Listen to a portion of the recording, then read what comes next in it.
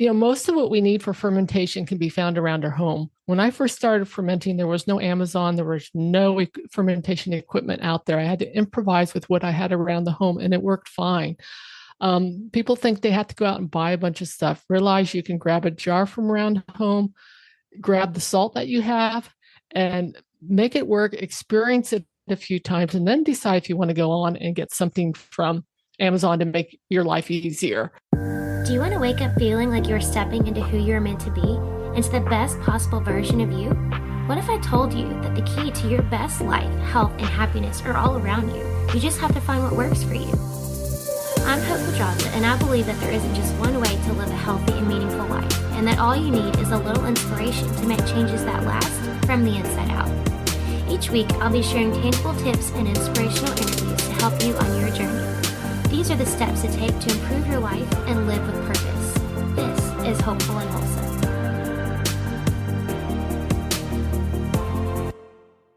Hey y'all, welcome back to the show. I have on today Holly Howe. Holly is the founder of MakeSauerkraut.com, and this is a popular resource for online fermentation classes, recipes, and articles. She's a former grade school teacher, and now she is helping people transform everyday vegetables into healthy and delicious fermented foods. We are talking all about fermentation today, and as boring as the topic might sound to you, this was such a fascinating conversation. And I have to say, the universe was against us. We recorded this during Mercury retrograde, and I'm not kidding when I tell you that everything crashed like 4 times during our interview. So we were really lucky to get through this interview, but I was so interested and had so many questions for her about this. I just wanted to keep learning more. This was such a cool conversation, y'all. And she has so much knowledge about the fermentation process and the benefits of fermentation. And if you've ever wanted to help your own gut health or the gut health of your family, this is a must listen episode. She breaks it down, makes it so simple. And there's so much that you can really gain just from visiting her website. And she has so many resources there. But the benefits really, and she'll explain all of this, but the benefits and how it all works is just so fascinating. And it really is the best way to build a healthy gut for you and your family. She talks about, in fact, how to get your kids to eat more fermented food. So much to take away in this episode. Let's jump in. All right, y'all, let's jump in. I'm here with Holly, and we're talking all about sauerkraut today, fermented food. And I was telling Holly before we hopped on, I think we're all familiar with what fermented food is, but I'm excited for Holly to really share her insight and why it's important, how to do it. And I mean, she's like the expert here. So we're going to let her teach us about how to get started doing it at home and all of those good things. We can really reap the benefits. So thank you so much for joining us today, Holly.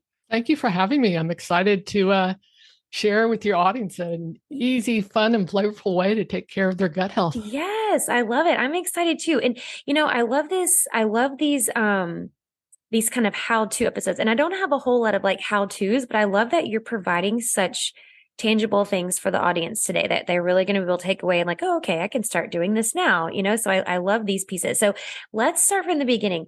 How did you get into fermentation? How did you get in? How did you become this fermentation sauerkraut expert? How did you end up here? All right. So I've always been striving for great health. I have not gone through any health crisis like a lot of people will go through and be forced to kind of adapt their diet and change. But I've always been looking at different diets and what people out there are recommending. And I received a book about 25 years ago called Nourishing Traditions by Sally Fallon. And that's a dietary book based upon the findings of Weston A. Price. And he was a dentist that traveled the world in the 20s and 30s. He was curious why all of a sudden his patients were not having room in their mouth for all their teeth while they were having more dental caries and health issues with their teeth. And he wondered if he found people with healthy teeth, big, bright smiles, room for all their teeth and their wisdom teeth, what would their diets be like? And so he came across different cultures, the North American Eskimos, the African tribes, the Irish fishermen, and he started seeing different patterns. And there was one common thread he found 14 groups with perfect health. And it was at the time when the diets were changing. Processed foods were coming in, canned foods were coming in, oils that had been processed. And so he is able to see, even in a family, how when they change their diet, their health changed. And he looked at the common threads among all these people. And one common thread was they all ate some type of fermented food. Okay, what's that? What's a fermented food? I had no idea. So luckily, there was a company called Bubby's. And so I went to the grocery I know market. Bubby's. Yes, Bubby's. They started, and I was able to go to the market and buy Bubby's sauerkraut and start feeding it to my family. I had one young child at the time, and then noticed a difference in our health. Actually, two children then, sorry. And but we started going through this jar too quickly. And I looked at the costs and went, wait, I can do this. And so that was the only book I had to look at. There was only 2 fermentation books out at the time, this Nourishing Traditions by Sally Fallon, and then Sandor Katz, a book called Wild Fermentation. There were no YouTube videos, there were no blogs, there were no podcasts. I was on my own. And so I had to do a lot of experimenting. And I bought a big crock, clay stoneware crock that I filled up with.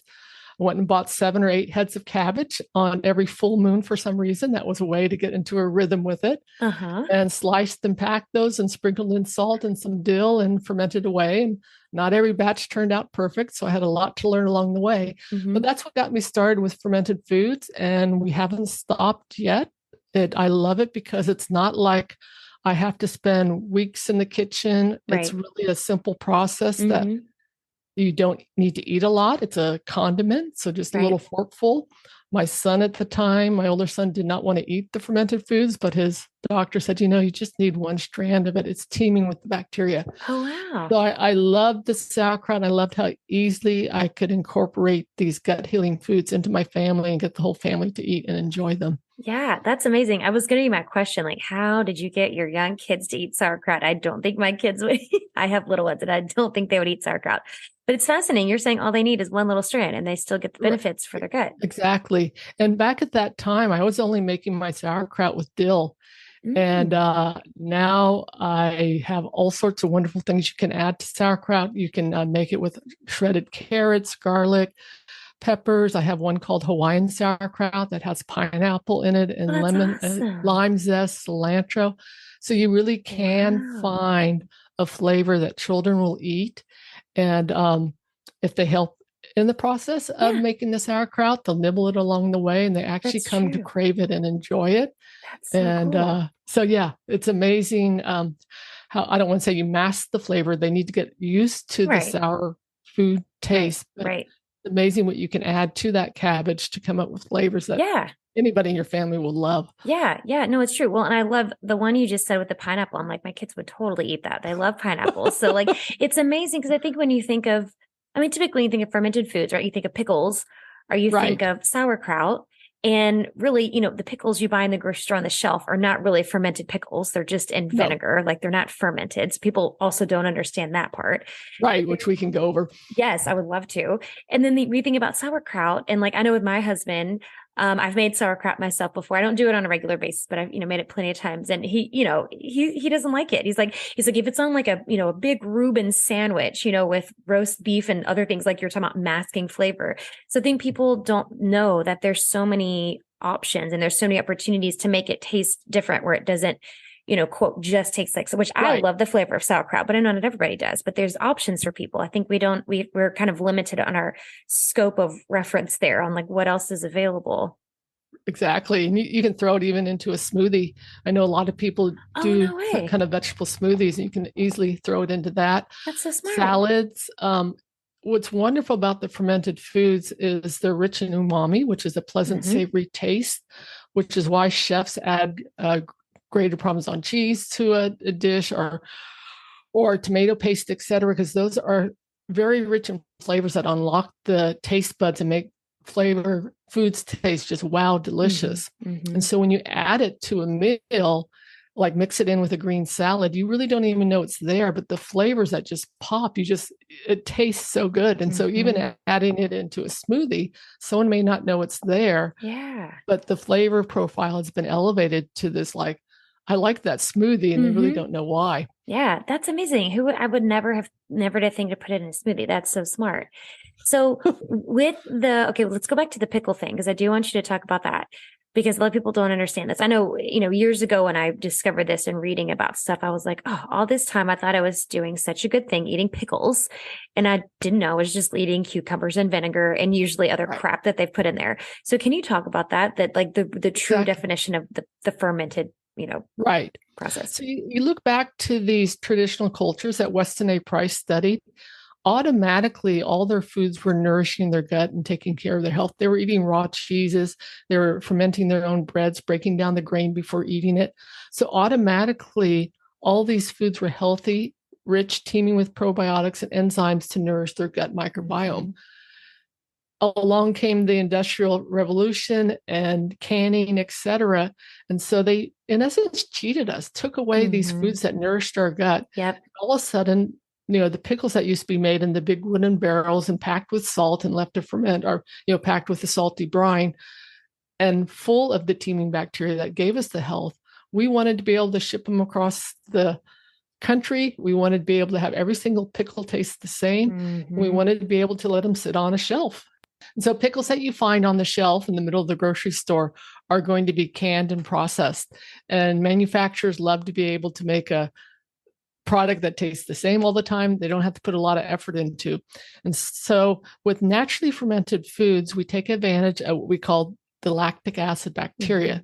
These are bacteria that exist on the vegetables. They're there when you pick the vegetables, especially the ones low growing to the ground. They're teeming in these bacteria. These bacteria are what we need to welcome into our home, and they're the ones that make our fermented foods. And so when we naturally ferment a pickle, we're taking advantage of those bacteria. And when we pack things into the jar and have a salty brine, which we'll talk pickles right now, not sauerkraut, because it's kind of that time of year and we've been talking pickles. Those bacteria multiply, they eat the carbohydrates, the sugars, and whatever's in that jar. So if you have sliced carrots or if you have cucumber spears, the bacteria that were on that pickle, that cucumber, when you picked it, are packed into the jar and they're swimming around in this salty brine and they're munching away on all the sugars in there, reducing the sugar content and making lactic acid. So that's why we call them lactic acid bacteria, because they're creating this lactic acid. That lactic acid gives the pickle, the sauerkraut, the whatever you're making, the kimchi, the sour tang. And that's why they taste sour, because the bacteria have made lactic acid. That lactic acid is a preservative.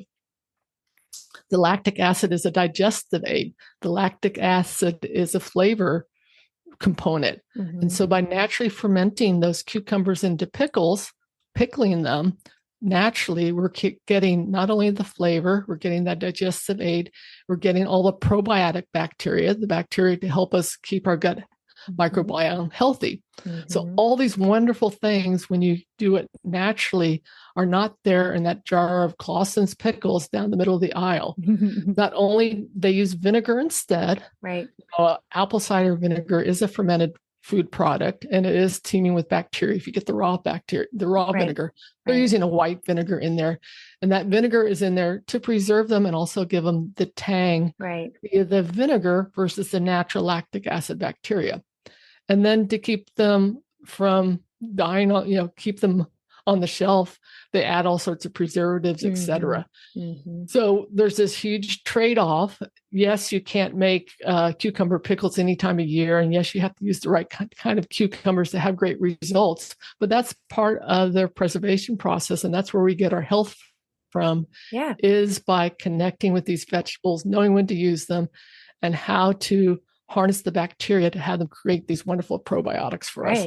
Yeah. No, I'm so glad you explained that. It's such an important thing to know. Well, and even I've noticed too, at least in our grocery stores here, that there are more and more pickles showing up in like the refrigerated section, but they're still not all fermented pickles. Like you read the ingredients and they're made with vinegar, right? So it's still not that natural fermentation process. So I think it's important to understand. Now there are some, like I know at Whole Foods, you can find like the actual pickles that have been fermented, like if you read the ingredients, but I think it's important to know like the process you just talked about. It's important to understand that. And if you read on the back of the pickle jar and it says vinegar, like they're not fermented, right? It's just, they're just Right. stick them in there with vinegar. So I think it's important to note that.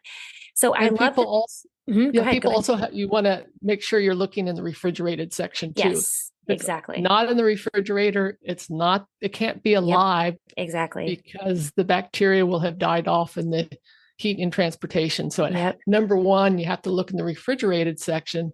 And then number two, like you were saying, you have to read the label and you want to see raw on there. You want to see unpasteurized. You want to see live bacteria, any of these kind of different wording, and then you just want to see the vegetables and salt and nothing else. Exactly. And I love the piece that you brought up about, and it's, I know that the man you're talking about, the dentist that traveled around the world, I've read a couple books about him, and there's like the metabolic typing diet, and it's kind of around the same concept of what, these different cultures ate based on what was around and what kept them healthy and that kind of thing. And it was a doctor who had traveled around. But I like the part you mentioned about how, the processes that our ancestors used to make their food, right? Putting it in salt and water and fermenting the bread and breaking down the grains. It's such an important thing. There was a video that was, it was a podcast interview, but they were talking about how, like basically food in the United States is making people sick and why it's making people sick versus food in like Europe. And so they were talking about how in Europe, I've said this for years, and I always tell my clients this when they travel, because I've experienced the same thing where you can go to Europe and you can eat, like for me, I can't eat dairy. I'm lactose intolerant, but I can go to Europe. I can eat gelato all day long and never experience a thing. People who have gluten sensitivity, right, can go to Europe and they can eat the bread or the whatever and never experience a thing. But the video was talking about how, it's not video. The video was talking about how the process of them breaking down or like making their bread involves, like we were talking about, this fermentation process where they start to break down the grains in the bread, like they ferment it first. So I that piece resonates because I think people really don't understand how much things have changed in terms of how our food is made and like the food that we're eating and the food that we're buying. And, the reason people lived the way that they did back then, and the reason these like you're talking about, these cultures lived so long, was because of these processes that we're really not implementing and we're really not integrating anymore. And I think the fermentation piece is a huge piece. And so I want to ask you about like keep people getting started with this at home, and how they can get started. I know, like I was telling you before, I've done it before. Don't do it on a regular basis, but right now I actually last week started making my own sourdough starter. So I'm on my way, and my goal now is to like nail down the fermentation piece. So can you talk about like how to get started and what the process looks like? Yes. First off, most of what we need for fermentation can be found around our home. When I first started fermenting, there was no Amazon, there was no fermentation equipment out there. I had to improvise with what I had around the home, and it worked fine. People think they have to go out and buy a bunch of stuff. Right. Realize you can grab a jar from around home, grab the salt that you have, and make it work, experience it a few times, and then decide if you want to go on and get something from Amazon to make your life easier. Mm-hmm. So let's go with fermented carrots, because right now when you're broadcasting this is kind of what I call pickle season, and it's when we have the fresh produce out there. Spring's coming, the radishes are going to be ripe, etc. And I use what I find at the farmer's market for inspiration for what I should ferment. Nice. But people love fermented carrot sticks, and they're fairly easy to do. And so let's start with that. There is one piece of equipment you do need, and that's a digital scale. Fermentation is science. And the microbiologists that have studied fermentation find that those bacteria we need that we talked about that make the lactic acid that are living on our vegetables, they like a certain salty environment, just like mama bear and papa bear and baby bear, not too big, not too small. The bacteria, not too much salt, or things slow way down and fermentation doesn't happen, or not too little. And then fermentation happens too quickly, or bacteria and yeast come in and ruin your ferment. Right. So to get the proper amount of salt, we use a scale just like the bakers, and we weigh things. Okay. So for carrots, you're getting the freshest carrots you can find. And I like to peel them technically there are bacteria on those carrots that you're peeling off, but they're also hidden down in the carrots. Right. But you're peeling them and cutting them into nice size sticks that fit in the jar nicely, that you can then cover with brine and put a little weight on top to hold them under there. But you're going to slice these carrots up into nice crunchy, ready to dip or eat the way they are. And we need to know how much we're going to put into that jar. There's 2 trains of thought out there, one where we pack the jar with the carrots and pour a salty brine over it, or the other one, which is what I call my perfect pickle process, is where we weigh everything in that jar. We weigh the carrots and we weigh the water in the jar. So we want to put that jar on the scale and note how much it weighs, because we're not going to include the weight of the jar in our process. We pack the jar with carrots, we pour water over it, leaving enough room to maybe put some type of weight in there to hold everything below the brine. But with carrots, if you pack them in there tightly enough, they're going to hold snug together and stay down below the brine. We want to keep things below the brine because the fermentation of vegetables, unlike kombucha, which the fermentation of vegetables is an anaerobic process, meaning it happens without air. The bacteria that ferment need to be down in that brine, swimming around in there doing their work. If they're up on the surface, they die off, or the wrong type of bacteria grow. So you want those carrots down under the brine. So we pack the carrots in tightly, we pour water over it, and we put that jar back on the scale and note the total weight and subtract off the weight of the jar. So then we'll know maybe we have 8 working grams too, because grams are very easy to work with.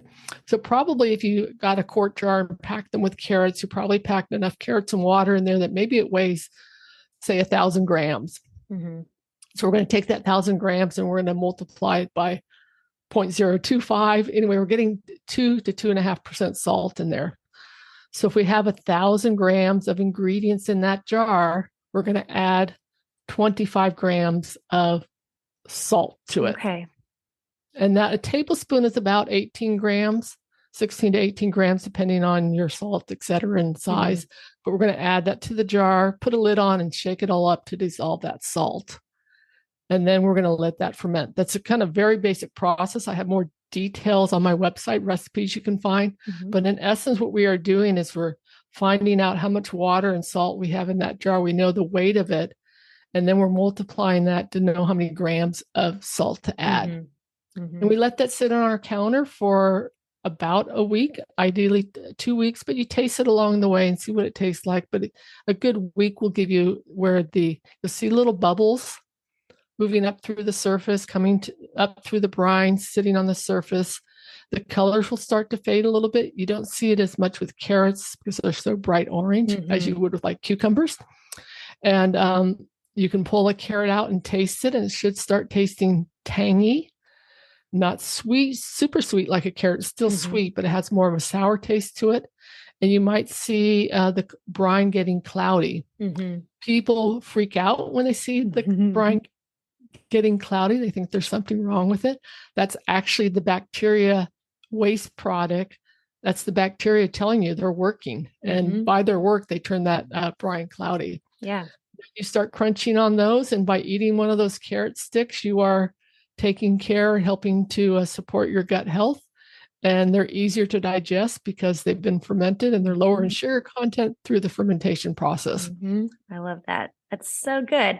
So do these, when you're fermenting stuff, do these have, I'm using air quotes, do these have a shelf life? Like, can they stay in your refrigerator forever? Do they go bad? How does that work?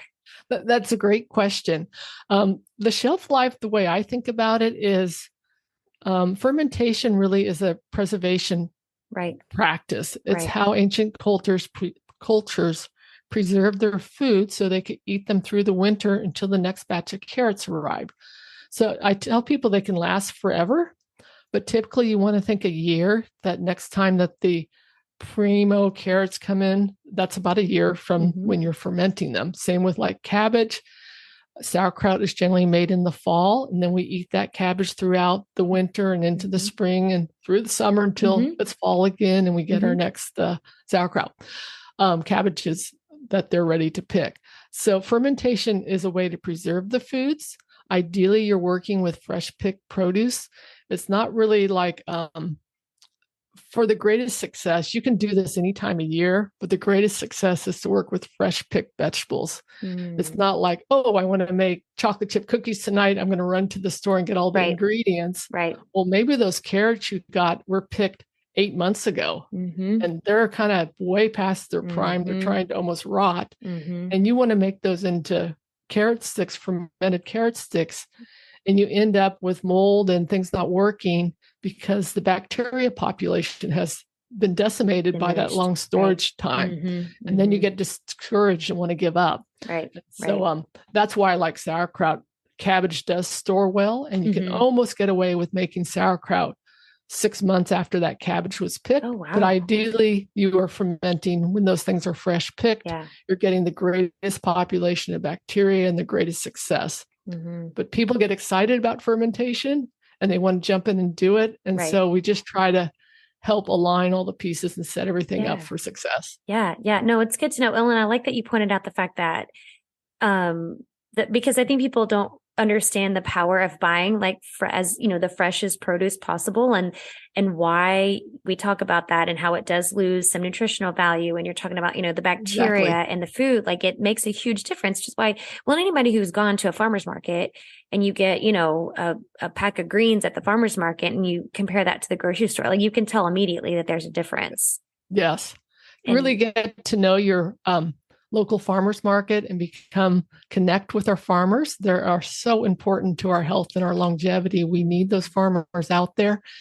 If it's not for them, then we're buying produce from our grocery store that we have no say after. And so take the time to find a local farmers market, punch your town and farmers market in there, because that's where, again, if you want the health that you deserve, you have to invest in getting the best foods, and part of that is getting fresh picks. So if you're not growing your own, find a local farmers market. Yeah. Well, and I love the fact that there's so many benefits to fermented foods, but specific, if you want to speak as we're kind of wrapping up here, just kind of really speaking to the gut benefits, if you want to talk a little bit about that and how it is helping the gut.